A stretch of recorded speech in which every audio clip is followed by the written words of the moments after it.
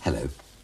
You know, judging from the age of some of these books on visual comedy, here in the Benjamin P. Hill Memorial Library, one might be tempted to conclude the visual humour that belongs to the distant past, or to the eerie black and white world of silent films.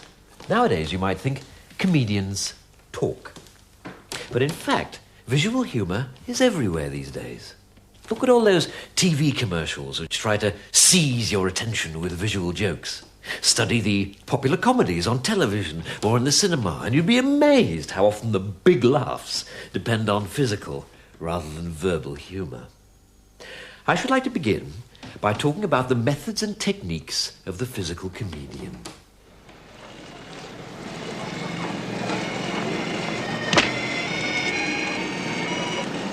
I hope you locate the trouble, monsieur. Madame, it is my business to locate trouble.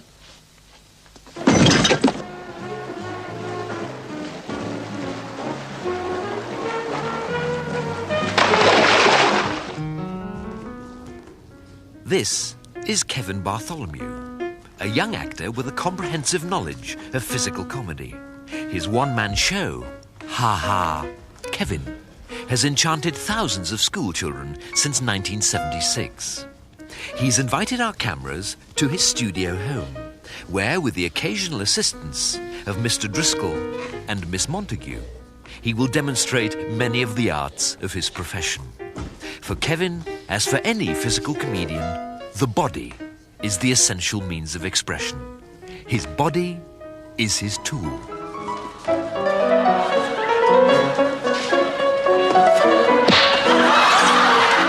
The comedian may be lucky enough to possess the kind of body that people laugh at. A short, fat one, or a tall, thin one. But a normal, attractive body is not necessarily a handicap. It is what you can do with your body that is important.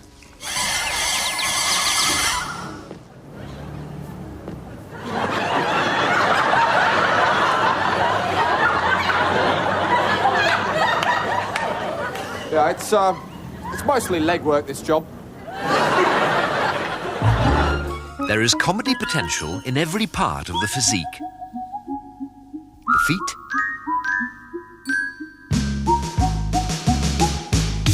the hands,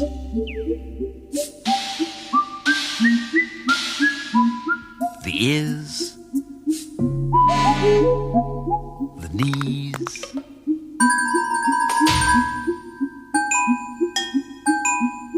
the bottom,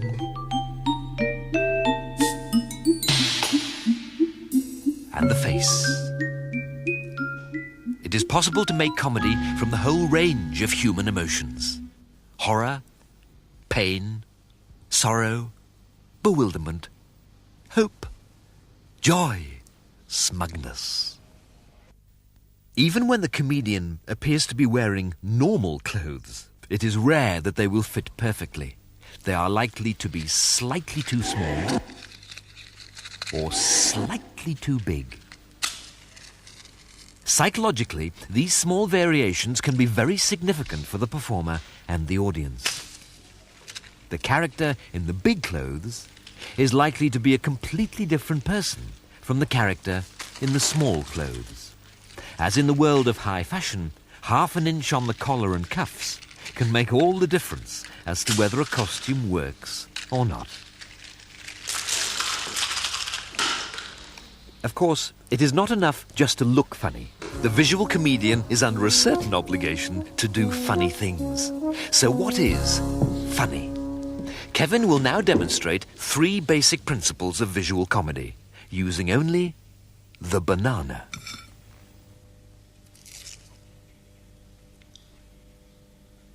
Principle number 1. An object can become funny by behaving in an unexpected way.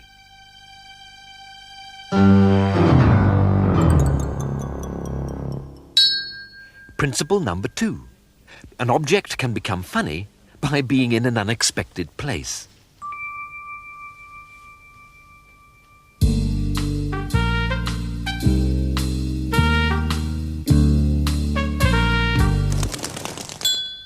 Principle number 3. an object can become funny by being the wrong size.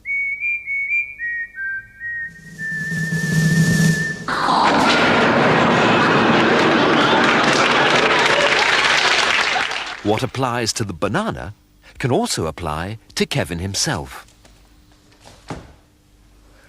Take principle number 1. Kevin is an adult human being, so he can immediately become funny by behaving like something else. Like an object, for instance.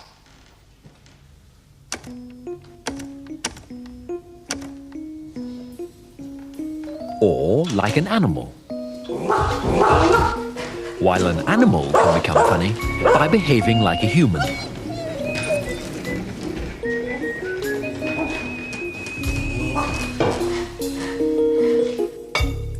Principle number 2. Kevin can become funny by turning up in an unexpected place.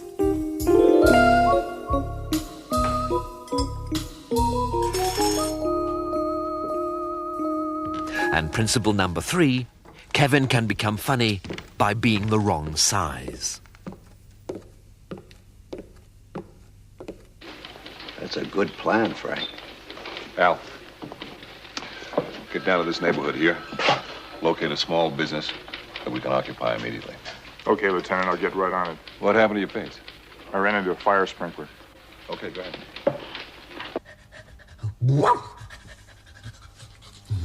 If Kevin behaves like a dog eating a tiny banana in a cupboard, then all 3 principles are operating at the same time. Of course, this is not necessarily 3 times as funny.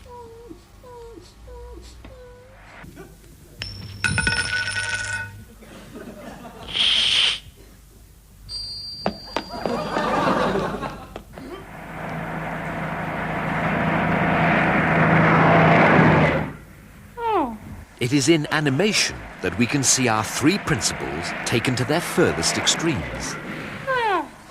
The animator makes things behave in the most surprising ways.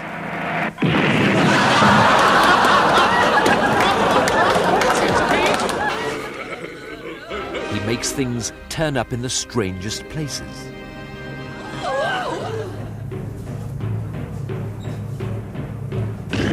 And he gives things the most unlikely proportions.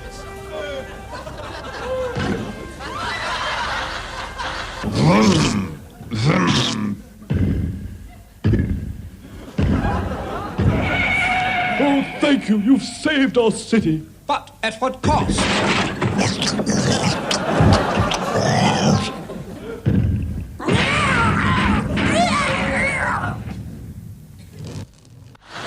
And now, a bit of fun. Thank you. You've saved our city.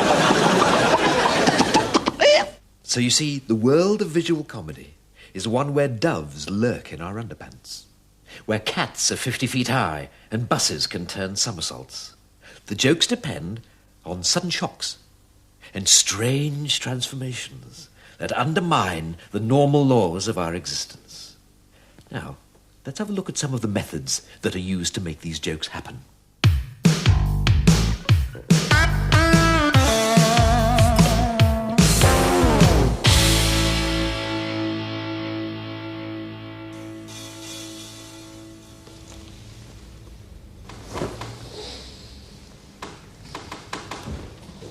Slapstick is the most ancient and enduring tradition of physical comedy.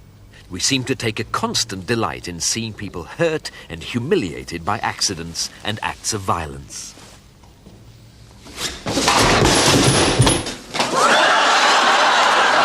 Gone? Door is gone? Door was here. Where,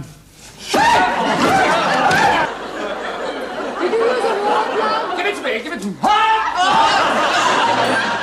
The earliest American comedy films consist almost entirely of violent action. That excitable character on the left there is Max Sennett. He was the first great genius of screen comedy and the inventor of the Keystone Cops. He was a complete anarchist who delighted audiences around the world with films full of people fighting, people chasing each other and people destroying things. These weren't just comedies. They were the Terminator and RoboCop of their day.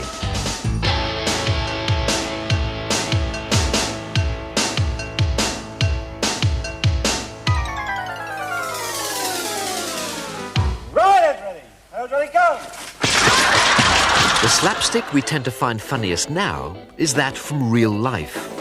The comedian finds it difficult to compete with reality because the more real it is, the funnier it is. The more dignified the victim, the funnier it is. To get a laugh out of some act of slapstick violence these days, the comedian must strive for believability. Oh.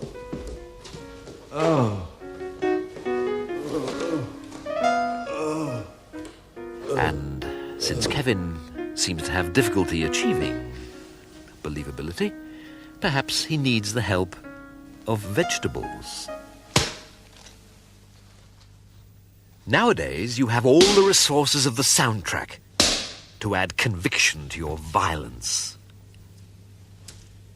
The secret is to find the vegetable which gives you the most authentic effect.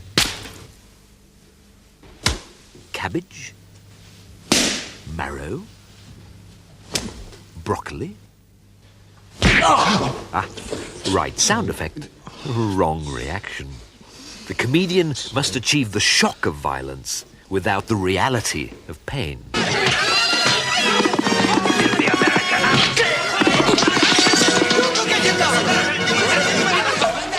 The simplest way to transform pain into comedy is by the use of overstatement.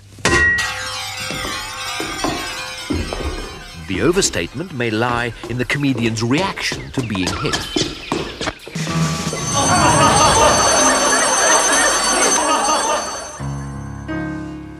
The alternative to overstatement is understatement.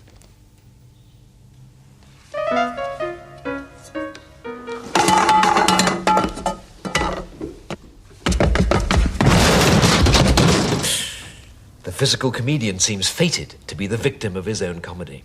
And not only does he suffer from violence, he is also constantly at the mercy of magic.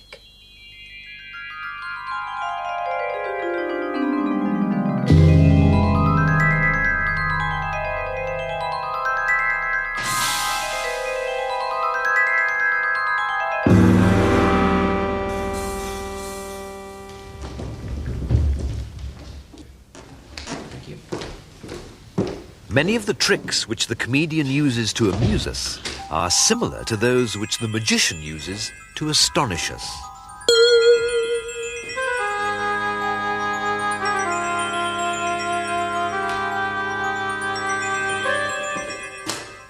For instance, a lot of visual jokes are based on people suddenly appearing or disappearing. The sudden appearance and the sudden disappearance are important elements in slapstick. If someone falls over, it is funnier if they disappear at the same time. May be seated. And the farce of people running in and out of doors is comic because it provides a rapid sequence of appearances and disappearances. The faster a character shoots in and out of vision, the more effective it is likely to be.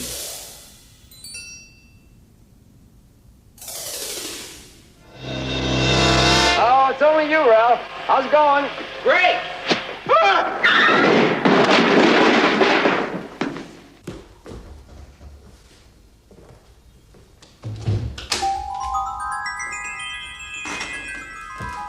Apart from appearances and disappearances, the main business of the magician is to achieve transformations, turning one thing into something else.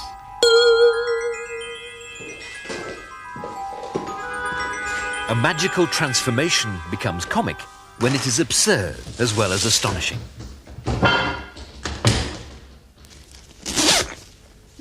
Get out.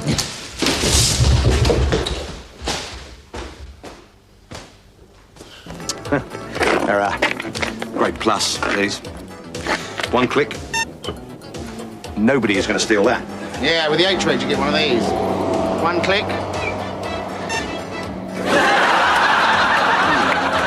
Nobody's going to steal that either.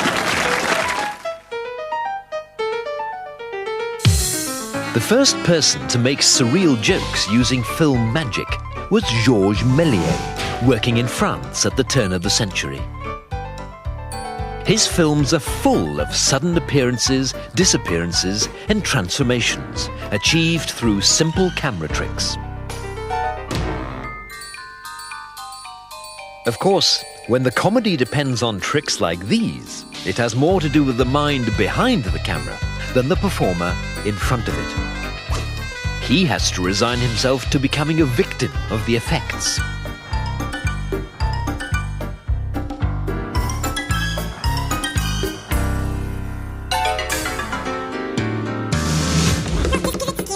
The most commonly used camera trick is that of speeding up the action. This makes any kind of movement look mechanical and therefore comic. It was a device much used by Méliès, and it has never gone out of fashion. On your left, the House of Parliament. On your right, the Tower of London. On your left, Buckingham Palace. Right, Piccadilly Circus. Left, Trafalgar Square. Right, Lewisham. Left, the Upfields of Kent. And here we are at the seaside.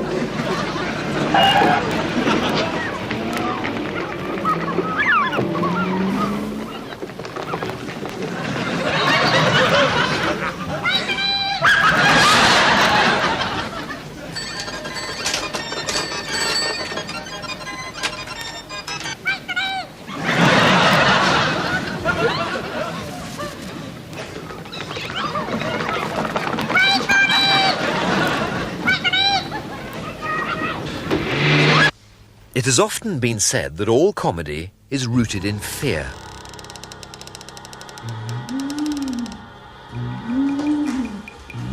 The things we laugh at are closely related to the things which frighten us.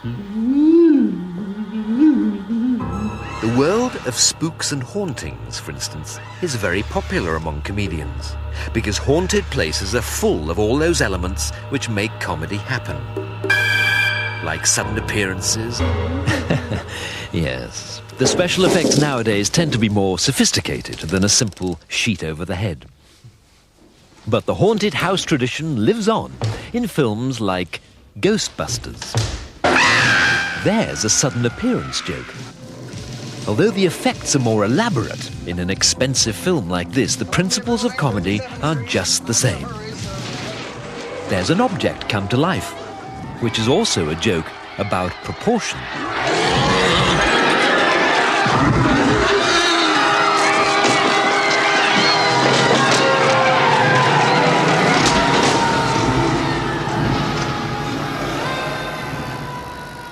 One of the joys of visual comedy is the sheer pleasure of being liberated from boring old everyday reality into a bizarre dream world where anything is possible. Comedy is a license to fish out the strangest images from the depths of our unconscious.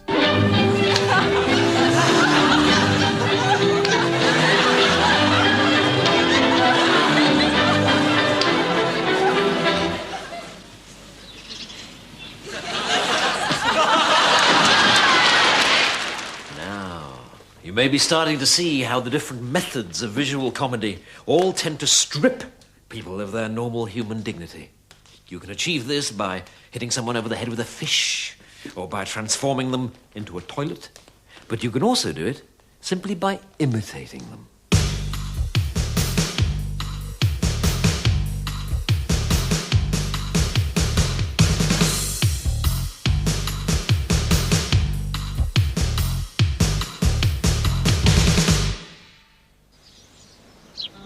One person imitating another is funny.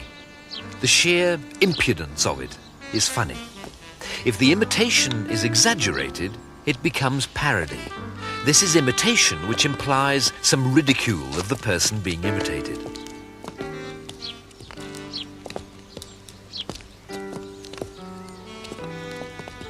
If the person being parodied is a representative of power and authority, then the parody becomes satire.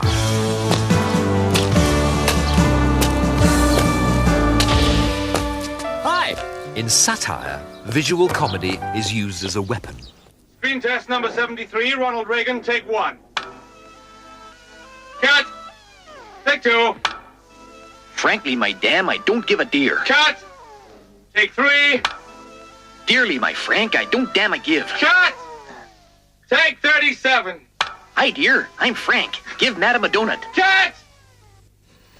An endless amount of modern comedy is based on parodies of well-known films and TV programs. This immediately gives the comedian a form and structure within which he can work. Help! Help! Help! Help!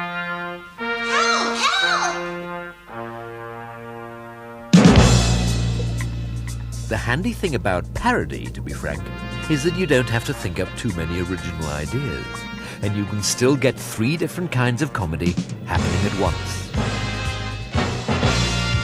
There's the fact that you've got the comedian imitating the mannerisms of a well-known character. There are jokes about the mechanics of the parody itself.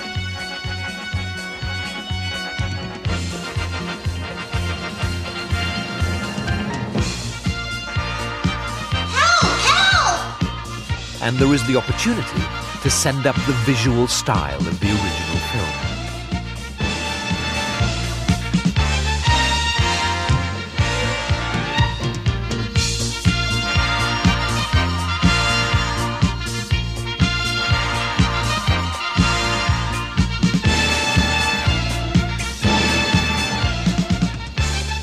If the production values don't quite match those of the original, well, you can say that's all part of the joke.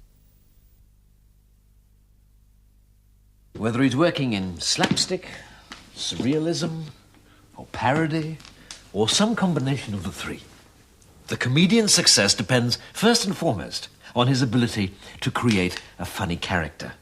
As Charlie Chaplin once said, "In comedy, nothing transcends character." And for the physical comedian, this means his ability to communicate through his body language.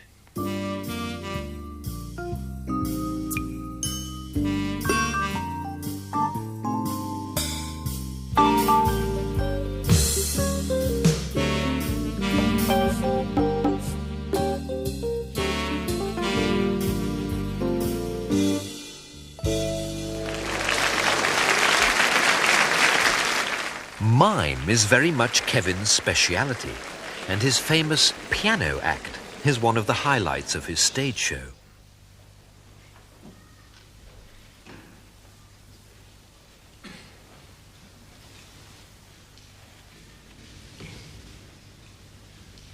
Part of the pleasure is to do with illusion, making us see what is not there. But it is mainly about using the body to create character. Comic acting, in other words.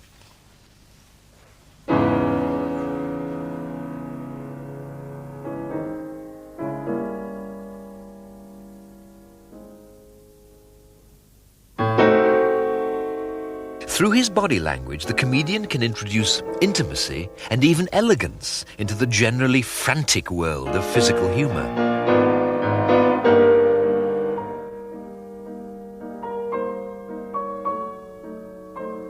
The comedy may lie simply in the shadings of a facial expression, particularly now in the age of TV, where the close-up is so common.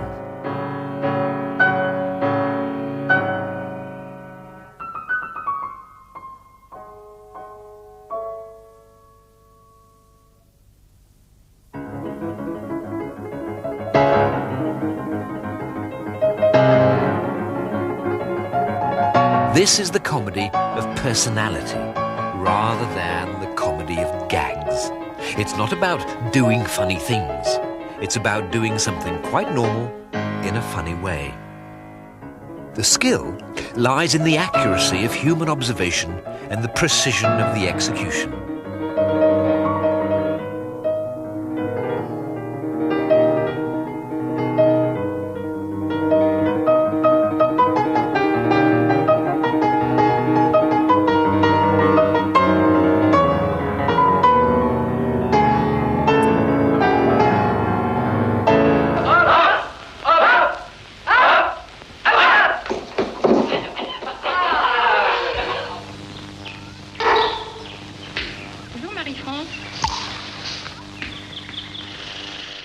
Jacques Tati, now there's an artist, carried on the silent comedy tradition into the sound era by making films virtually without dialogue. He was not only a creator of jokes, but an observer of life, who saw humour in the smallest details of human behaviour. He was a specialist in the comedy of character expressed through body language.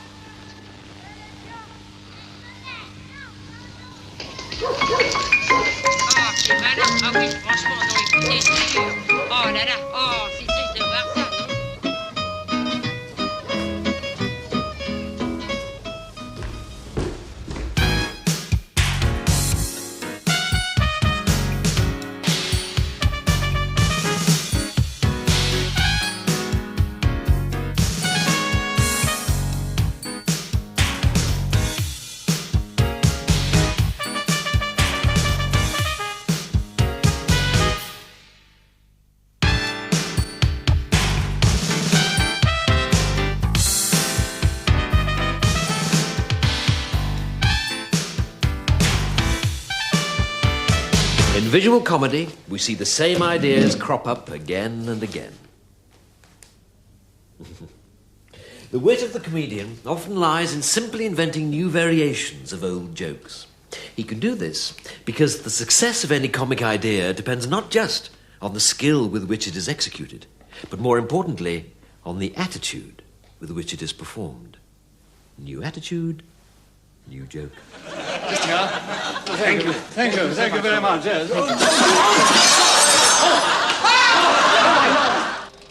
This is the first comedy ever put onto film, nearly 100 years ago in 1895.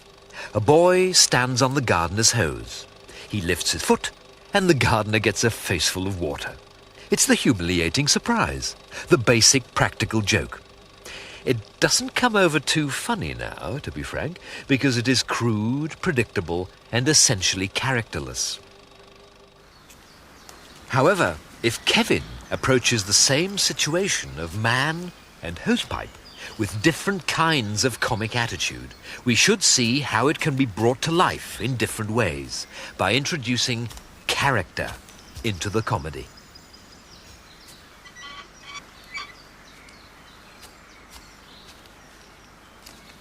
Number 1, the dim attitude, the comedy of stupidity. The crucial element in the character of the comedian is his lack of awareness. He knows less than the audience about what is going on.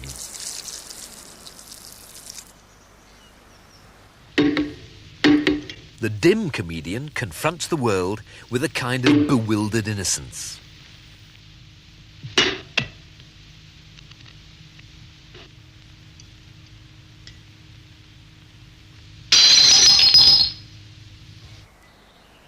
Number 2, the aggressive attitude. The crucial element in the character is his lack of consideration for others.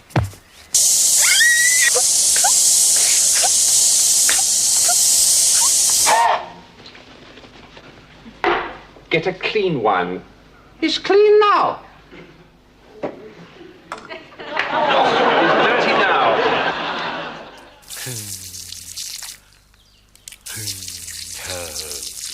Number 3, the crude attitude, the comedy of vulgarity.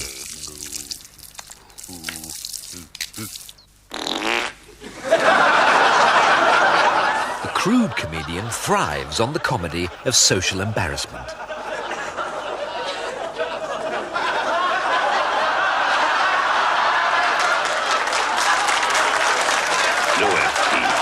No fun. So which comic attitude is funniest? Probably the one you find funniest is the one with which you identify most. Only if you identify with the comic attitude can you laugh. Take Chaplin, for instance. The whole world found him funny in his day, but hardly anybody laughs at him now. Why? He is certainly far more skilled and inventive than a lot of modern comedians whom we do laugh at. He does everything it is possible to do in visual comedy. including all the things we've talked about so far. He wears comic clothes, he has a comic walk, and he is an expert in using his body. He is constantly transforming himself, turning himself into a woman,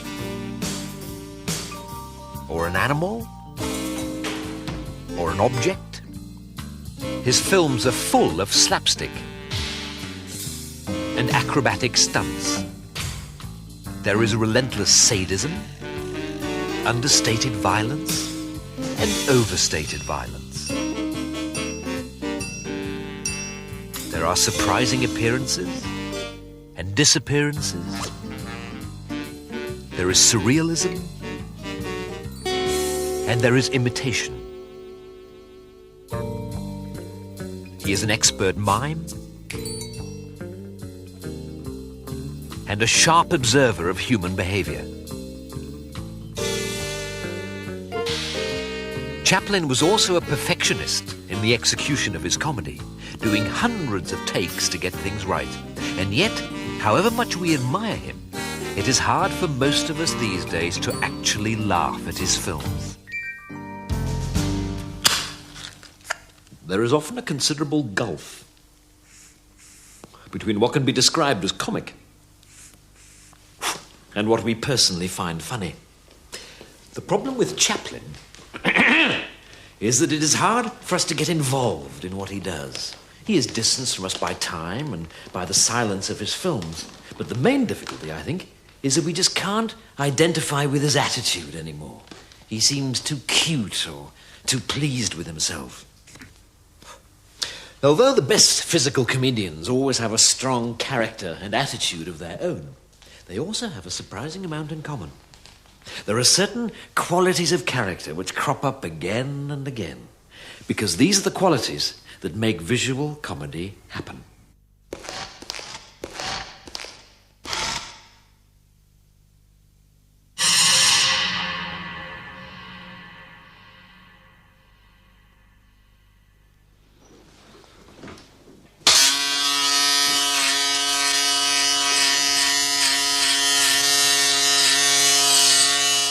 The first thing to say here is that the physical comedian is an alien. He comes from the other side of the looking glass. He is like us, but different.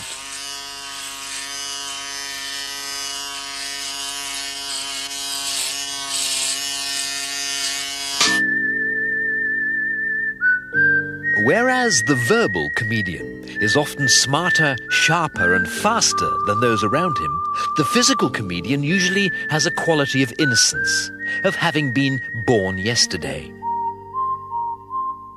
Harry Langdon is one of the weirdest of the lot. Someone once said that he looks like a baby dope fiend. He is an adult with the emotional and intellectual equipment of an infant.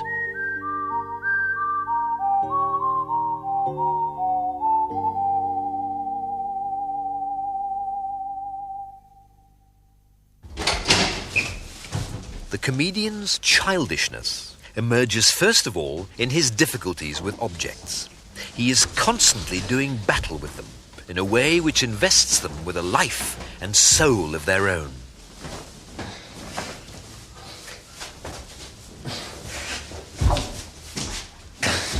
But there is just as much potential in very simple domestic objects.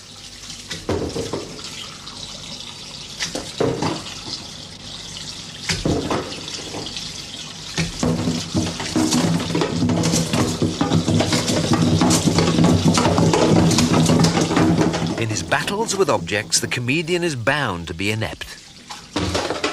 In order for funny things to happen, he must constantly make mistakes, and he must constantly be susceptible to accidents.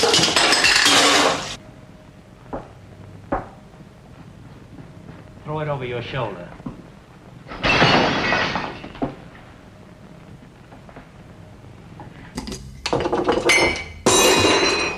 Although he is clumsy and inept, the physical comedian is very tenacious. He keeps on doing things long after the point where the normal person would have given up.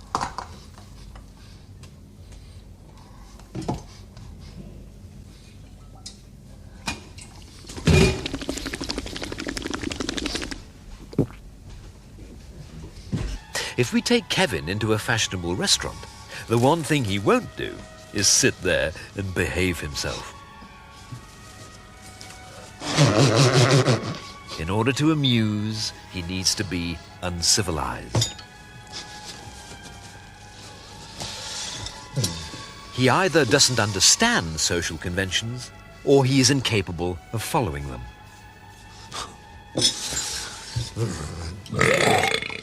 Oh, Mr. Driftwood. Ah, Gottlieb, allow me. Mrs. Claypool, Mr. Gottlieb. Mr. Gottlieb, Mrs. Claypool. Mrs. Claypool, Mr. Gottlieb. Mr. Gottlieb, Mrs. Claypool. Mrs. Claypool, I could go on like this all night, but it's tough on my suspenders.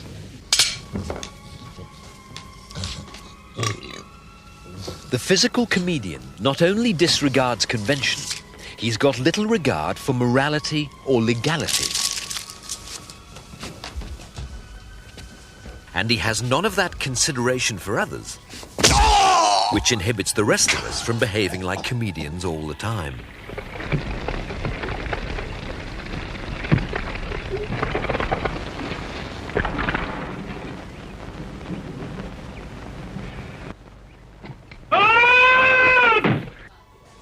Now let's see what happens if we swap it around, so that Kevin becomes the waiter and Mr. Driscoll becomes the customer. Since waiters are supposed to be polite, hard-working and competent, the comedian can't go far wrong if he is rude, lazy and useless. If he were to conform to social expectations, he wouldn't be funny anymore. One way or another, the physical comedian has got to be a threat to decent and respectable people.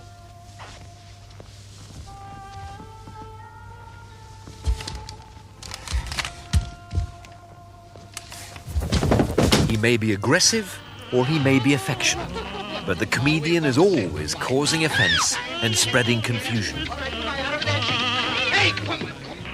He makes a mockery of all authority, politeness and pretension. I'll take this side. It's none of my business, but I think there's a brace of woodpeckers in the orchestra.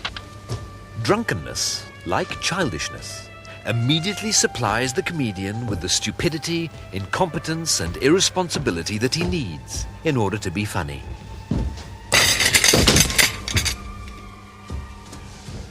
The physical comedian is certainly no match for the verbal kind when it comes to flashes of searing insight.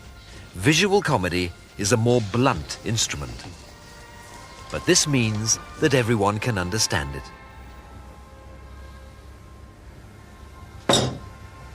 Most of the time, you only have to be human to get the joke.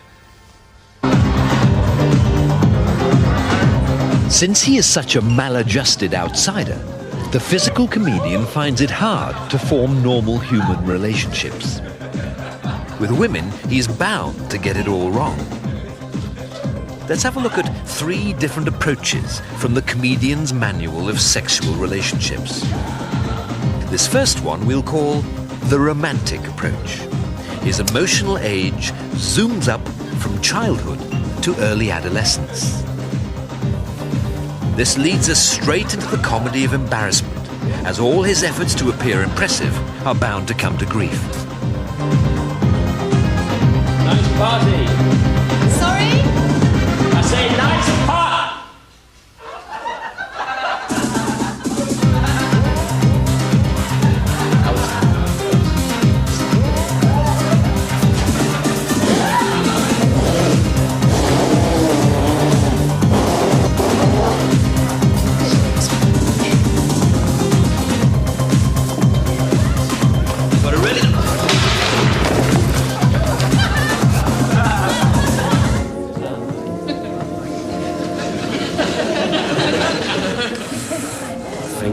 Winner here, Trig. All right? Play it nice and cool, son. Nice and cool, you know what I mean?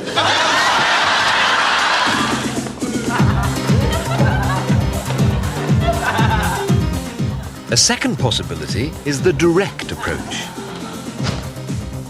The comedian simply ignores all codes of proper behavior and acts immediately on his desires.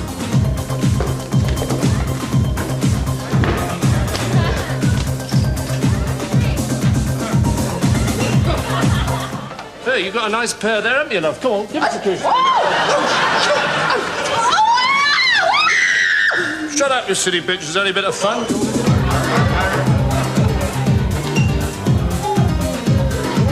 The third possibility we might call the startled virgin.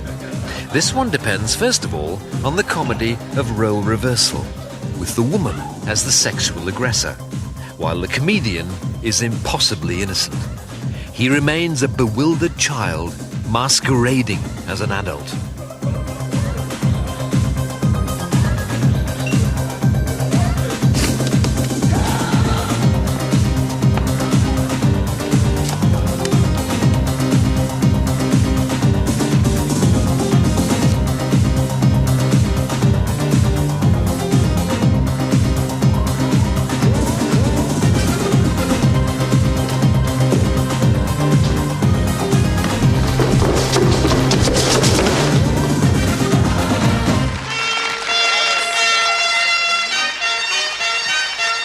The physical comedian is really the ultimate outlaw. As we've seen, he breaks all the rules of decorum and convention.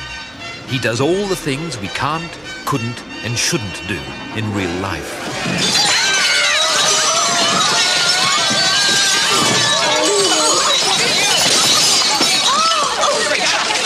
You can't break the rules without getting into trouble.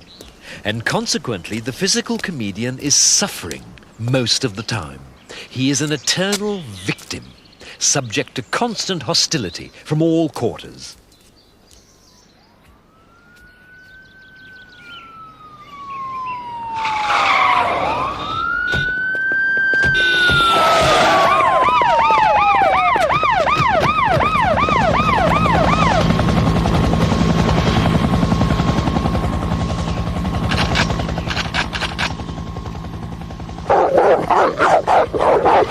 Off the grass area! Do not attempt to resist! Move off the grass! You are surrounded!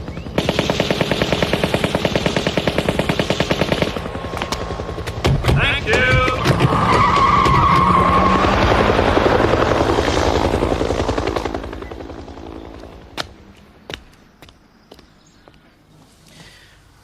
Well, that's about it. I think we're finished with Kevin now, so I'd just like to make one final point.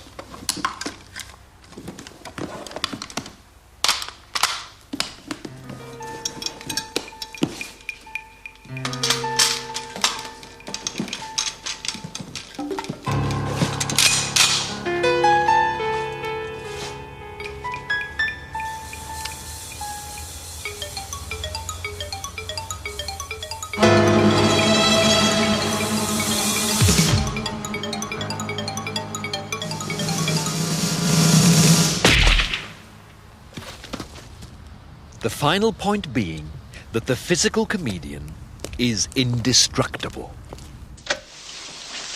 Ah, thank you. Yes, that split-second timing when instinct tells you that... The wave of assassination.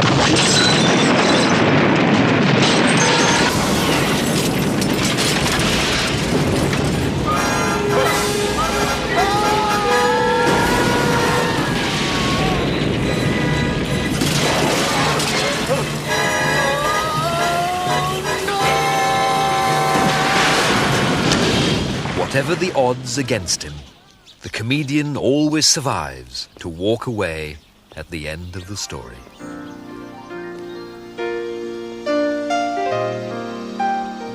However, whatever you say about comedy, the opposite is also true. So if you like, you can ignore everything I've said.